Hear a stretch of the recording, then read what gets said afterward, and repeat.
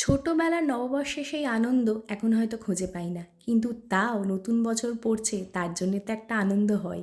আমি গান শুনতে শুনতে মেকআপ করছিলাম, মাঝে মাঝে একটু ডান্সও করছিলাম। তো আমার মেকআপটা শুরু করে দিয়েছি। নববর্ষের টাইমে সাদা আর লাল কম্বিনেশনে কিছু পরবো না, সেটা তো হতে পারে না। বাঙালি লাল সাদা শাড়িতেই সুন্দর। তো আমি তাই জন্যেই এই কম্বিনেশনটা চুজ করেছি। একটা সাদা চিকনকারি ব্লাউজ পরেছি আর একটা লাল কালারের শাড়ি। শাড়িটা হলো একদম সফট হ্যান্ডলুম, আর সেটা পুরো প্লেন, কোনো কাজ নেই।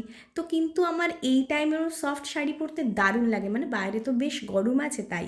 তার সাথে একটা মাল্টি কালারের জুয়েলারি পরেছি, কারণ যেহেতু শাড়িটা একদম প্লেন, একটু মাল্টি কালার পরলে বেশ অন্যরকম লাগবে, সেই কারণেই এটা ট্রাই করলাম। তো সবাইকে জানাই শুভ নববর্ষ। সবাই খুব ভালো থাকুন এবং বছরটা যেন খুব ভালো কাটে সবাই। তো আমি তো রেডি হয়ে গেছি, এটাই আমার নববর্ষের সাজ। তোমাদের কেমন লাগলো অবশ্যই কমেন্টে জানিও। টাটা।